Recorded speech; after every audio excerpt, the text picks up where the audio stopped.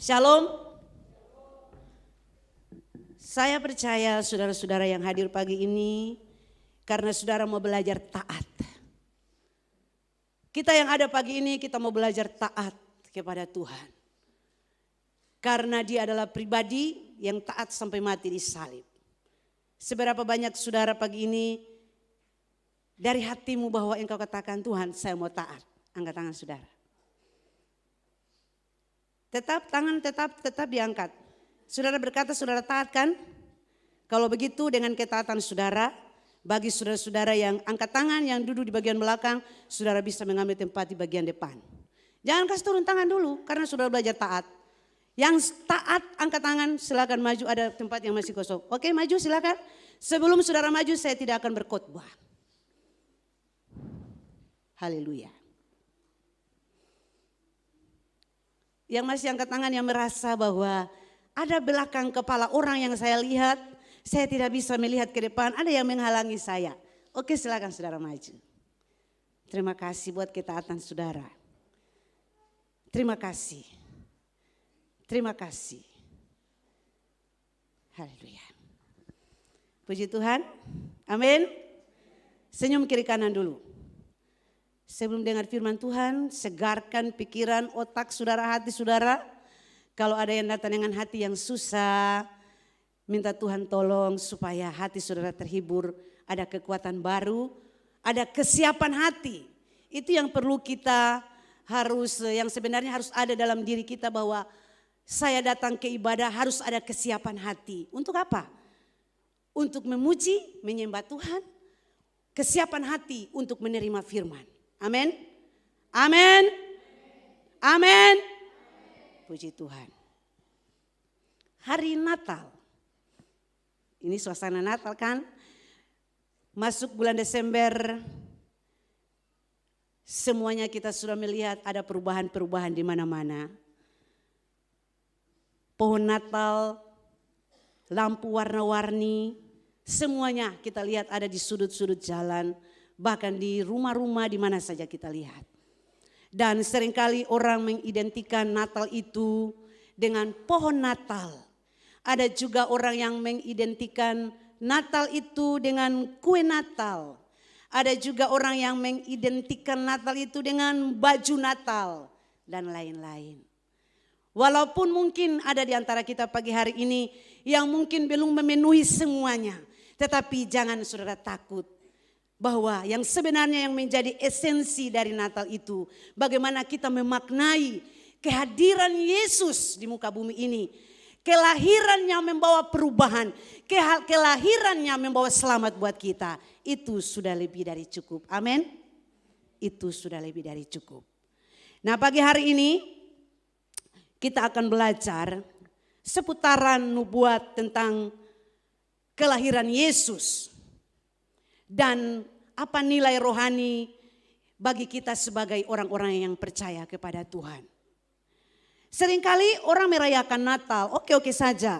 Semua orang di seluruh dunia merayakan Natal. Dari tahun ke tahun semua orang merayakan Natal. Tetapi yang menjadi pertanyaan buat kita, apakah Natal itu sebagai sesuatu yang sudah menjadi turun-temurun buat kekristenan. Atau Natal itu sudah menjadi momen spiritual bagi umat Kristen di seluruh dunia. Sehingga orang menjadi lupa bahwa sesungguhnya Natal itu adalah bagaimana kehidupan kita menjadi milik Kristus dan Kristus menjadi milik kita. Ini yang harus digarisbawahi. Karena belum tentu orang merayakan Natal, belum tentu Yesus sudah lahir di dalam hatinya. Karena apa saya katakan demikian? Orang merayakan Natal, sesudah dia merayakan Natal, pesta pora, apalagi minuman keras terjadi di mana-mana. Dan ini sudah menjadi tradisi yang mendarah daging di mana-mana. Namun kita bersyukur sebagai orang-orang yang percaya kepada Tuhan. Kita harus sadar bahwa ada satu perkara besar. Satu perkara besar yang Tuhan nyatakan buat kita. Kerajaannya datang ke muka bumi ini. Kerajaannya hadir di antara kita. Agar kita yang percaya kepada Tuhan bisa mendapatkan damai sejahtera yang dari Tuhan. Seperti apa yang dikatakan ini menjadi ayat acuan saya di dalam Yesaya pasal yang ke-9. Saya akan baca ayat yang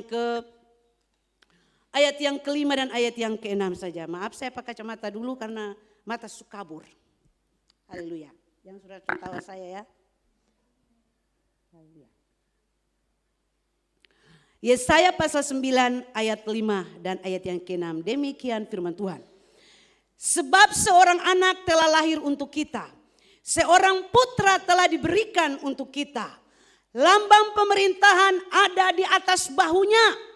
Dan namanya disebutkan orang. Penasihat ajaib. Allah yang perkasa. Bapa yang kekal, Raja damai. Besar kekuasaannya. Dan damai sejahtera tidak akan berkesudahan. Di atas takhta Daud dan di dalam kerajaannya. Karena ia mendasarkan dan mengokohkannya dengan keadilan dan kebenaran dari sekarang sampai selama-lamanya.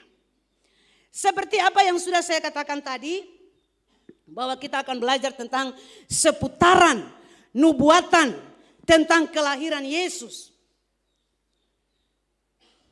Saudara-saudara yang dikasihi oleh Tuhan, nubuat tentang Yesus adalah hal yang sangat penting. Ini yang perlu harus kita garis bawahi, bahwa nubuat tentang Yesus adalah hal yang sangat penting. Sebab dengan demikian sangat jelas bagi kita bahwa Yesus adalah pribadi yang dijanjikan, bukan saya dijanjikan, tetapi Yesus juga adalah pribadi yang dinantikan, yang akan menyelamatkan umatnya dari dosa. Kalau kita baca dalam Kejadian 3 ayat 15, merupakan nubuat yang paling awal mengenai Yesus. Sering disebut sebagai proto-evangelium. Artinya di sini bahwa ini merupakan satu nubuatan, kabar baik yang pertama. Kabar baik yang pertama atau Injil yang pertama di dalam Kejadian pasal 3 ayat 15. Allah berfirman kepada si ular, aku akan mengadakan permusuhan antara engkau dan perempuan ini. Keturunannya akan meremukkan kepalamu dan keturunanmu akan meremukkan tumitnya. Ini adalah nubuatan pertama tentang Yesus Kristus. Kalau orang tanya saudara-saudara jangan bengong-bengong. Injil pertama atau proto-evangelium itu Kejadian 3 ayat 15. Nah kita akan belajar pagi hari ini tentang seputaran nubuatan ini. Yang pertama kita akan belajar tentang keturunan perempuan. Kalau kita simak ayat tadi bahwa Allah katakan bahwa keturunannya akan meremukkan tumit. Keturunan akan meremukkan tumitnya, keturunannya akan meremukkan kepalamu. Nah ini merupakan pemberitaan kabar baik yang luar biasa bagi kita. Menarik untuk kita diperhatikan bahwa istilah keturunannya yang artinya keturunan perempuan. Itu berarti keturunan Hawa. Karena perempuan yang dimaksud di sini adalah Hawa. Tuhan tidak mengatakan keturunan perempuan dan laki-laki. Ingatin baik-baik. Tetapi Tuhan mengatakan keturunan perempuan. Yaitu keturunan Hawa. Sebab ini adalah sebutan sebuah nubuatan. Habel juga tidak memenuhi nubuatan ini. Karena Habel lahir dari laki-laki dan perempuan. Set juga tidak memenuhi nubuatan ini. Siapa lagi? Kain juga apalagi. Karena dia menunjukkan bahwa dia adalah seorang yang penuh dengan kejahatan yang luar biasa. Jadi tidak memenuhi nubuatan ini. Satu-satunya pribadi yang menggenapi nubuatan ini adalah Yesus. Amin. Adalah Yesus. Di dalam Galatia pasal 4 ayat 4 Paulus juga mengatakan begini. Tetapi setelah genap waktunya, maka Allah mengutus anaknya yang lahir dari perempuan, dari seorang perempuan, dan takluk kepada hukum Taurat. Jadi lahir dari seorang perempuan, hanya melalui keturunan perempuan. Bagaimana mungkin hal ini terjadi? Bagi Allah tidak ada yang mustahil.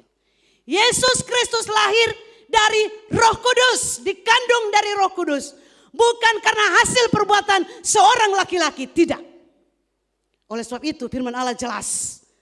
dia klop, artinya bahwa apa yang dinubuatkan dalam Kejadian 3 pasal 3 ayat 15 klop.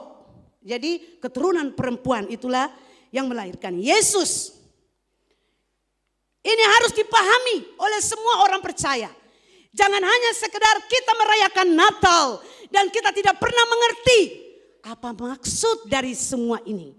Apa maksud dari segala sesuatu yang Tuhan buat. Karena sampai dengan hari ini terjadi pertentangan yang luar biasa. Bagaimana mungkin seorang Yusuf dan Maria belum dipersatukan menjadi suami istri bisa melahirkan bayi Yesus? Itu kan aneh. Tetapi itulah Allah kita, Allah yang maha kuasa. Apa yang dia janjikan, apa yang dinubuatkan oleh Allah sendiri tergenapi.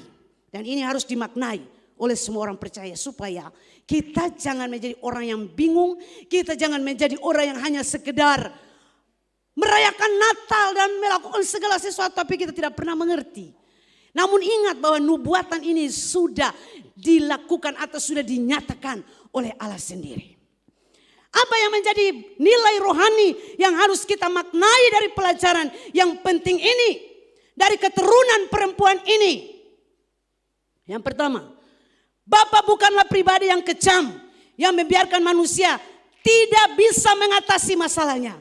Tetapi pribadi yang peduli. Pribadi yang peduli. Kejadian 3 ayat 15. Di sana membuktikan bahwa Allah begitu mempedulikan manusia. Adam dan Hawa sudah jatuh ke dalam dosa. Tetapi ingat bahwa kasih Allah yang begitu besar dinyatakan.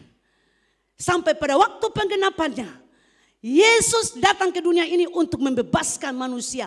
Mengatasi manusia dari satu masalah yang paling besar. Yaitu masalah dosa. Ingat baik. Siapapun manusia dia tidak bisa mengatasi dosanya. Sepintar-pintarnya manusia. Sebesar apapun kedudukannya. Dia tidak bisa mengatasi dosanya. Yang bisa mengatasi dosa manusia adalah Yesus Kristus. Darah Yesus yang membasuh kita bersih.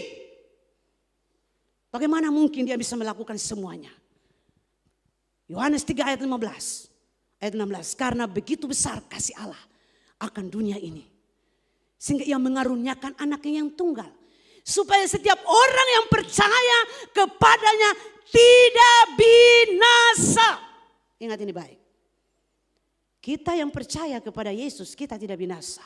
Amin. Saudara yakin itu, saudara tidak akan pernah binasa kalau percaya kepada Yesus. Dia mengatasi semua dosa kita. Dosa saja Allah atasi, dia atasi. Apatah lagi masalah hari-hari.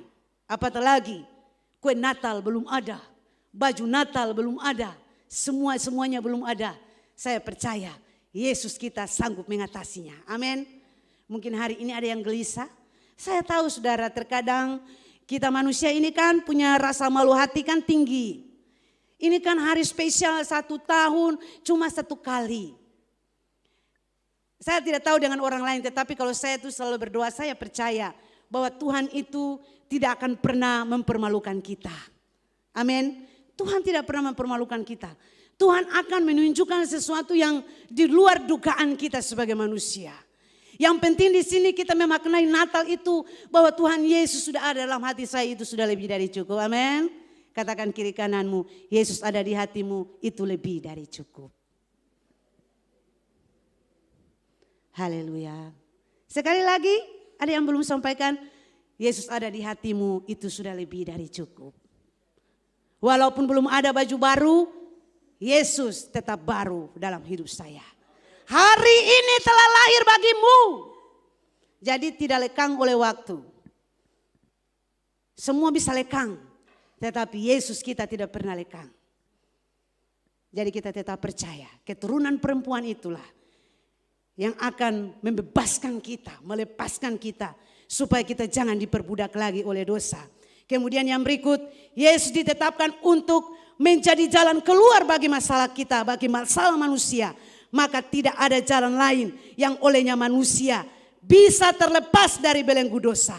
Bersyukurlah. Yesus berkata, akulah jalan kebenaran dan hidup. tidak ada seorang pun yang bisa sampai kepada Bapa kalau tidak melalui aku. Jadi kita bersyukur saja. Yesus datang itu menjadi bagian yang momen yang paling luar biasa buat kita. Bahwa sesungguhnya kelahiran Yesus dalam hati kita. Itu punya makna yang paling lebih dari sekedar orang katakan bahwa Natal itu identik dengan segala sesuatu yang material atau segala sesuatu yang jasmania. Tetapi lebih dari semuanya itu kita memandang Natal itu lebih dari semuanya. Amin. Pandanglah bahwa Natal itu lebih dari segala sesuatu yang berbau jasmani di dunia ini. Kalau kita memaknai ini, saya percaya bahwa tidak akan ada terjadi prahara.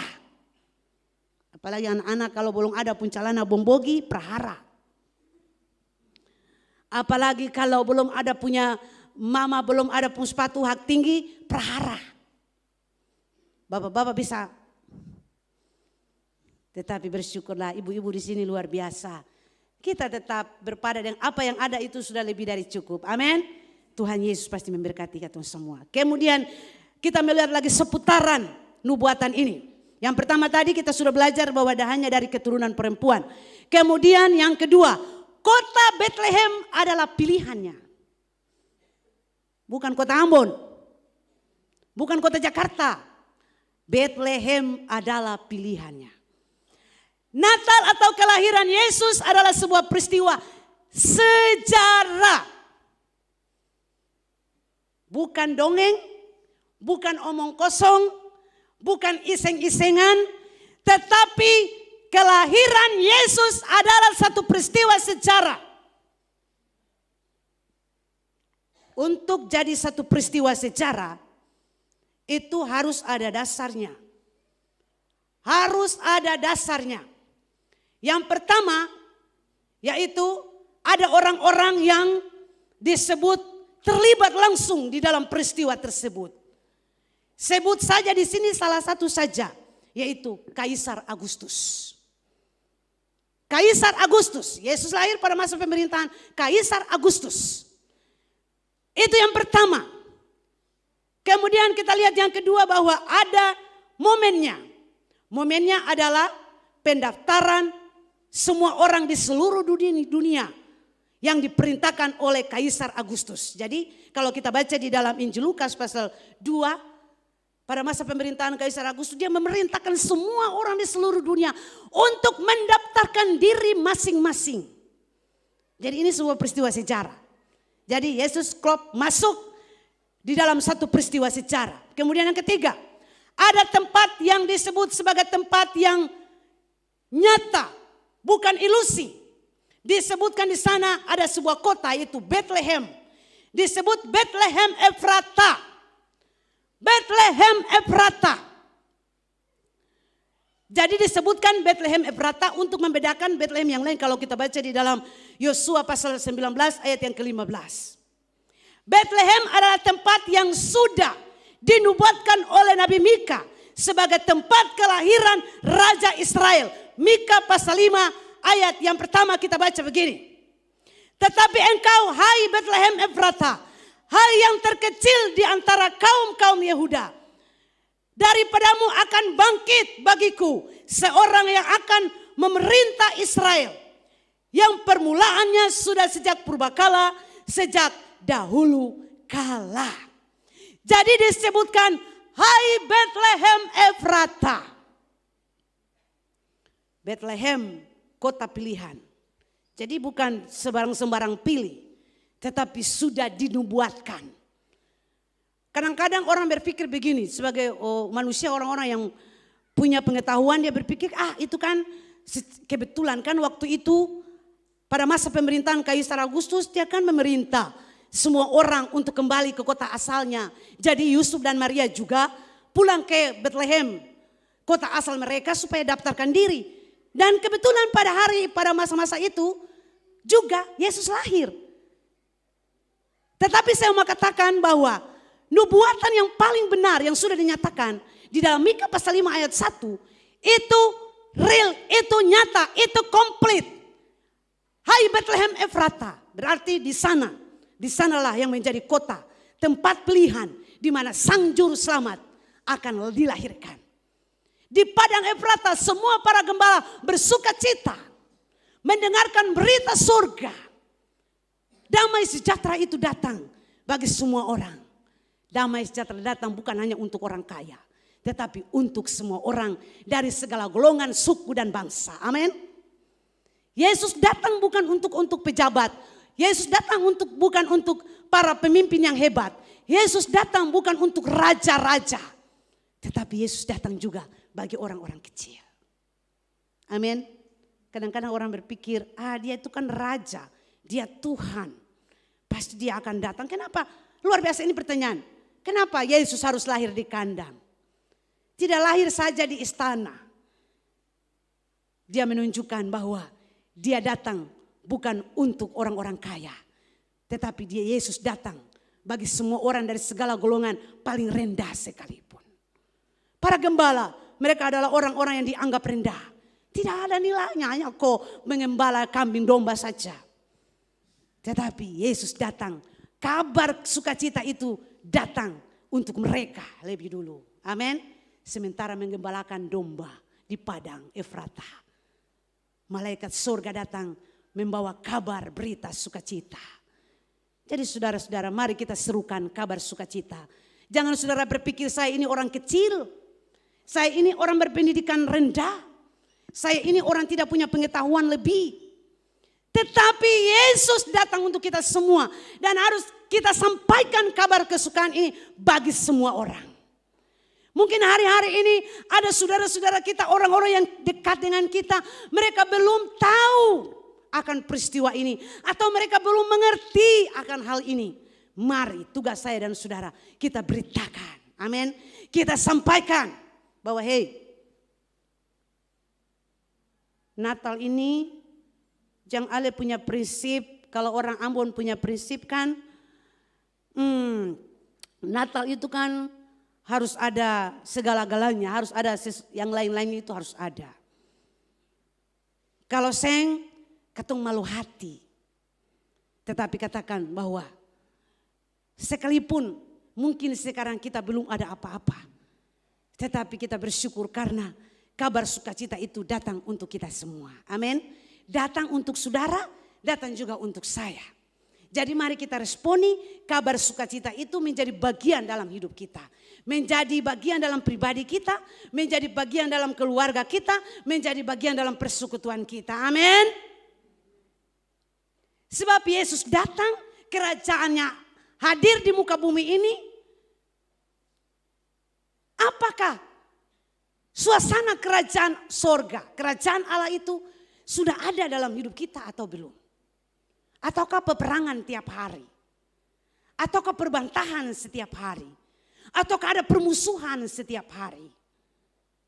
Kerajaan Allah yang hadir membawa damai sejahtera. Amin. Sebab kerajaan Allah bukan berbicara soal makan dan minum, tetapi berbicara tentang soal damai sejahtera. Jangan sampai hanya karena kue sabiji lalu hilang damai sejahtera. Halo? Ada yang senyum-senyum, mungkin dia terkena di hatinya.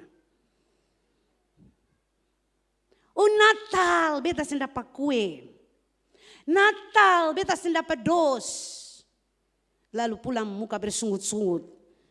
Karena berpikir bahwa di Natal itu harus dapat kue, harus dapat dos.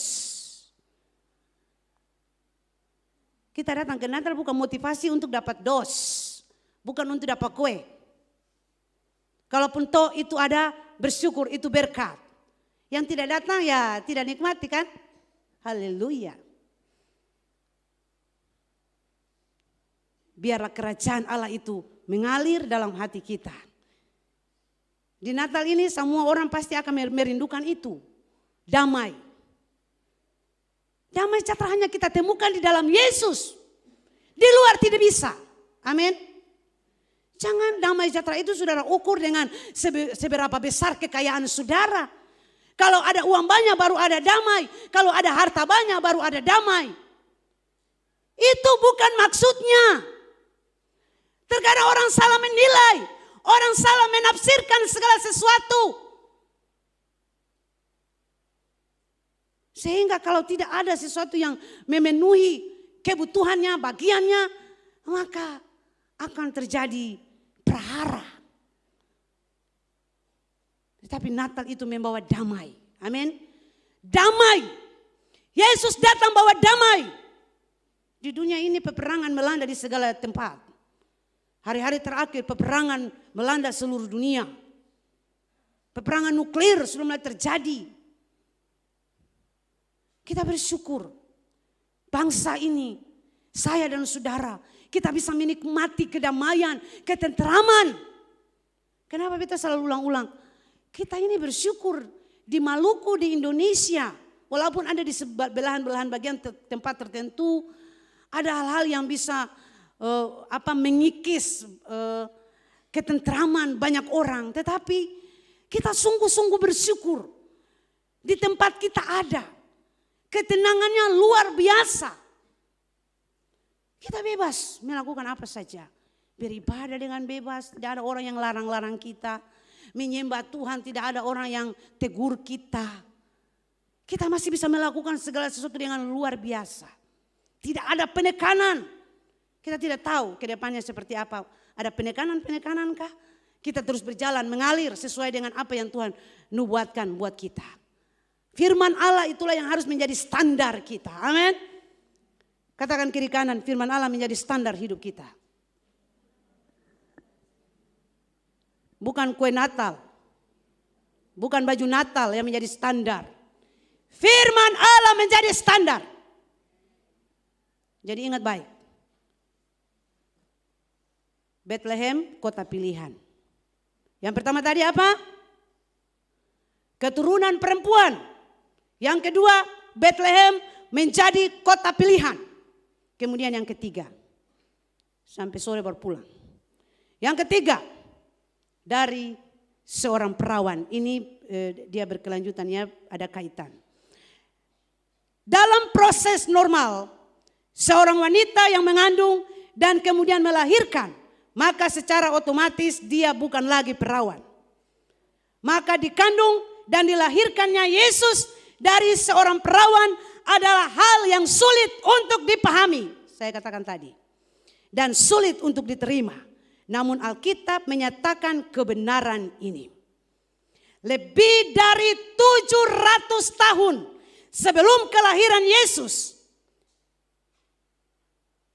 Yang ajaib itu, Nabi Yesaya sudah menyatakannya, yaitu bahwa seorang perempuan muda akan mengandung dan akan melahirkan seorang anak laki-laki dan ia akan menamakan dia Immanuel. Immanuel, istilah perempuan muda bisa dituliskan secara berbeda oleh beberapa orang yang mengakui bahwa keperawanan Maria. Mereka mengatakan bahwa istilah perempuan muda tidak harus menunjuk kepada seorang perawan. Sehingga menjadi pertentangan. Tetapi kita kembali berpegang kepada firman. Bahwa nubuatan sudah disampaikan oleh Nabi Yesaya. Bahwa seorang perempuan muda akan melahirkan seorang anak laki-laki dan akan dinamai Immanuel. Immanuel, Allah menyertai.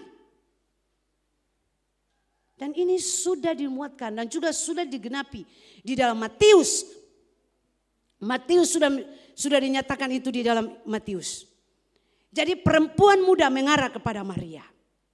Perawan muda. Dan ingat sekali lagi bahwa ini nubuatan. Karena apa yang Allah buat bagi manusia itu tidak mungkin. Tetapi bagi Allah itu selalu mungkin. Amin. Jadi ada nilai rohani yang harus kita maknai di sini bahwa bagi manusia segala sesuatu itu tidak mungkin akan terjadi. Tetapi bagi Allah kita tetap percaya itu pasti akan terjadi. Jadi hidup kita ini hanya karena anugerah Tuhan. Hidup kita hanya karena anugerah. Hidup kita hanya karena mujizat Allah yang terjadi dalam hidup ini. Bagi manusia tidak mungkin orang yang hidup kacau balau, hancur-hancuran bisa menjadi lebih baik percaya kepada Yesus. Jadi bagi manusia lihat itu segala sesuatu dari sisi yang negatif. Tetapi Allah menilai segala sesuatu dari sisi positifnya. Amin.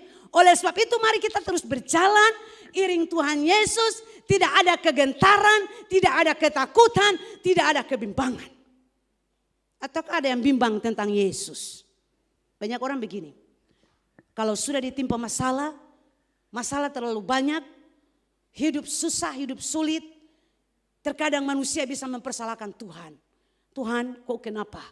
Saya ini sudah ikut Tuhan, sudah lama.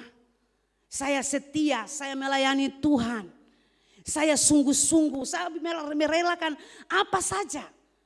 Tetapi kenapa saya harus mengalami banyak perkara? Saudara-saudara, hidup kita ini ada dalam tangan Tuhan. Ingat ini baik. Sehingga kita tidak punya alasan untuk harus kecewa dengan Tuhan. Kita tidak ada punya alasan untuk kecewa dengan Tuhan. Karena bagi Tuhan tidak ada yang mustahil. Amin. Aminnya pelang-pelang. Bagi Tuhan tidak ada yang mustahil. Haleluya. Hidup manusia ini tidak selamanya kita tuh berjalan di dalam keadaan yang baik-baik saja. Kehidupan kita terkadang kita harus masuk dalam lembah. Terkadang kita harus naik ke puncak-puncak gunung yang tinggi. Terkadang kita harus injak duri-duri yang tajam. Dan itu terkadang sakit. Tetapi ingatlah bahwa Tuhan selalu berjalan bersama dengan kita. Firman Allah berkata, Yesus adalah terang dunia. Dia datang untuk menerangi jalan-jalan kita. Jadi kita tidak perlu takut dengan hidup ini. Setan selalu datang untuk membuat kegelapan. Supaya manusia hidup dalam kegelapan. Tetapi Yesus datang sebagai terang. Supaya kita berjalan, mata kita bisa melihat arah jalan. Kemana kita tuju. Sehingga tidak ada kebimbangan dan kekecewaan. Haleluya. Saya tahu saudara. Jangan tahun ini kita semua merasa sebagai satu tubuh Kristus.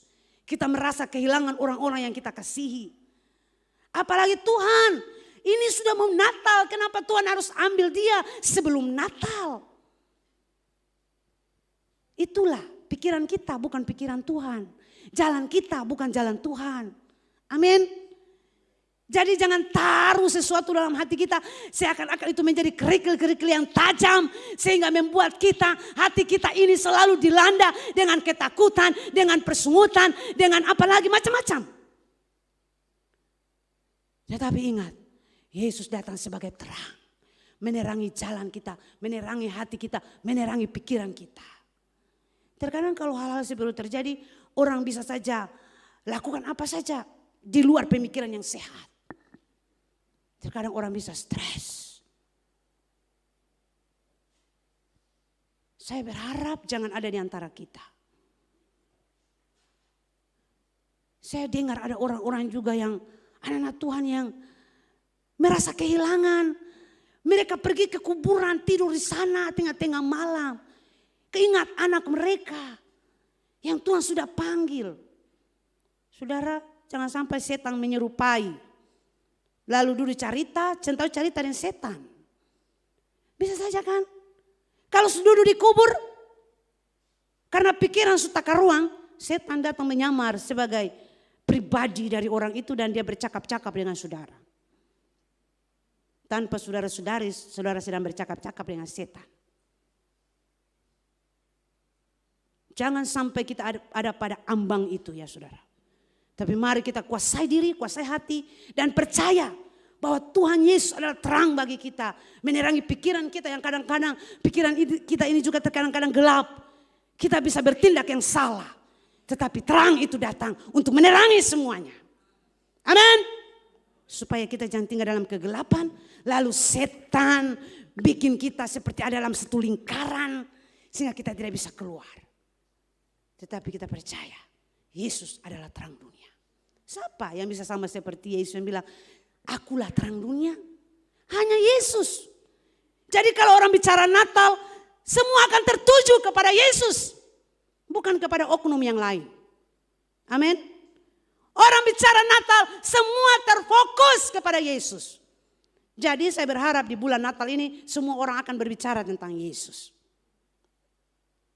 Yesus adalah pribadi yang luar biasa. Yesaya 9 ayat yang ke-6. Sebab seorang anak telah lahir untuk kita, seorang putra telah diberikan untuk kita. Lambang pemerintahan ada di atas bahunya. Namanya disebutkan orang, penasihat ajaib, Allah yang perkasa, Bapa yang kekal, Raja damai. Siapa seperti Yesus? Dia ajaib, dia Allah kita, dia penasehat yang ajaib. Tidak ada seorang penasehat yang seperti Yesus. Yesus menasehati. Ketetapan-ketetapannya menjadi penasehat yang agung buat kita. Ingat bahwa firman Tuhan, ketetapan Allah itu adalah penasehat agung buat kita. Jadi kemanapun kita pergi, kembali kepada firman Allah. Firman Allah adalah jawaban atas segala sesuatu. Lambang pemerintahan ada di atas bahunya. Dia memerintah. Kerajaan ada di muka bumi ini. Kerajaannya tidak akan pernah berakhir. Dia akan memerintah untuk selama-lamanya. Dan berbahagialah semua orang yang percaya kepada Yesus. Yang menyembah Dia. Raja kita, Allah yang perkasa, Bapa yang kekal, Raja damai. Semua komplit digenapi. Jadi tidak pernah meleset. Tidak pernah meleset. Apa yang menjadi seputaran nubuatan itu semuanya tergenapi. Yang pertama kita sudah belajar tadi dari keturunan perempuan. Yang kedua kota Bethlehem adalah pilihan. Yang ketiga dari seorang perawan yang akhirnya melahirkan Immanuel. Dia disebut Immanuel. Amin. Allah menyertai kita. Dalam konteks ini Allah menyertai kita bukan hanya pada satu waktu tertentu. Tetapi Allah menyertai kita selama-lamanya. Dia Allah Immanuel. Allah yang menyertai kita untuk selama-lamanya. Jadi kita punya Tuhan yang menyertai kita. Katakan kiri kanan, kita punya Tuhan yang menyertai kita. Amin. Kita punya Allah yang besar. Allah Immanuel lagi. Menyertai kita, ingat. Konteks ini penyertaan Tuhan bukan dalam untuk kurun waktu tertentu. Kadang orang bilang, Tuhan menyertai saya ketika saya punya banyak harta. Ketika saya punya banyak uang. Tuhan menyertai saya ketika saya sehat-sehat. Itu tandanya Tuhan menyertai. Lalu kalau saudara sakit, tentu Tuhan tidak menyertai saudara. Atau kalau saudara ada dalam kekurangan sedetik, Tuhan tidak menyertai saudara. Tidak. Jadi konteks ini menunjukkan bahwa Allah Immanuel, Dia menyertai kita sampai kapanpun. Kecuali kita sendiri yang lari ke tinggal Tuhan. Tetapi selama kita menjadi milik Kristus, Dia menyertai kita. Penyertaannya sungguh sempurna. Jadi katakan selalu kita punya Tuhan. Apa yang Tuhan janjikan Dia pasti genapi. Amin. Apa yang Tuhan janji Dia pasti genapi. Dari seputaran nubuatan tentang kelahiran Yesus. Semuanya klop sudah digenapi. Dan kita bersyukur. Karena kita percaya mengimani firman Allah yang hidup ini. Banyak orang sekarang kan tidak perlu lagi untuk mempergantungkan hidupnya kepada firman. Terkadang orang bisa menggantungkan hidupnya. Oh, saya kan punya warisan dari orang tua yang orang bilang 7 turunan pun tidak akan habis. Oke saja. Tetapi ingat saudara, harta di dunia ini tidak akan pernah kekal. Ingat, karat pasti akan kasih habis. Tetapi apa yang dari sorga itu kekal selamanya. Amin. Jadi sekarang mari katong semua simpan baik-baik. Katong kejar apa yang menjadi bagian dari firman Allah yang kekal ini. Firman Allah itu seringkali datang kepada kita itu seperti pedang. Banyak orang tidak mau dengar khotbah keras. Banyak orang suka dengar khotbah yang menyenangkan telinga. Tertawa dari awal sampai selesai itu orang suka. Orang tidak suka kalau dosanya ditegur. Atau orang tidak suka kalau khotbah itu keras. Kalau untuk beta keras-keras saja.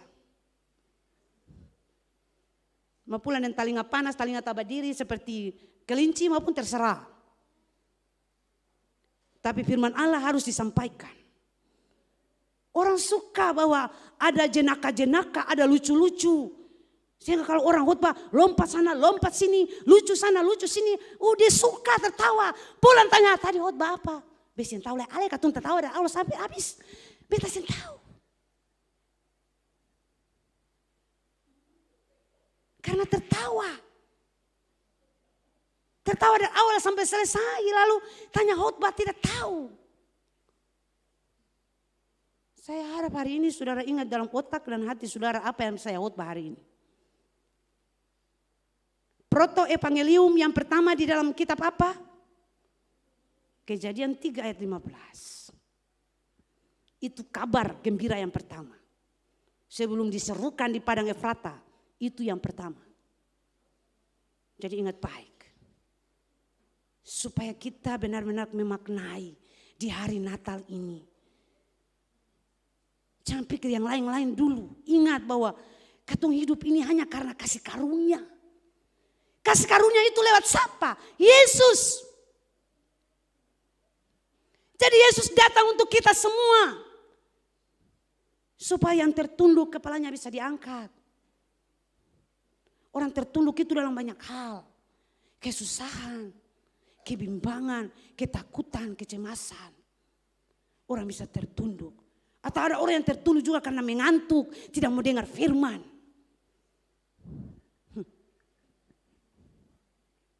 Lalu bilang, tidak, beta sementara berdoa untuk ibu pendeta berkhotbah. Padahal dia sementara mengantuk luar biasa.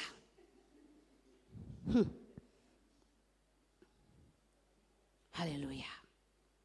Ingat sekali lagi, momen Natal. Saya harap supaya kita benar-benar dulu membereskan hati dulu. Membereskan hati dulu. Karena terkadang di hari Natal orang bisa baku marah. Ada. Di hari Natal orang bisa baku marah. Ada orang yang baku baik, ada yang baku marah.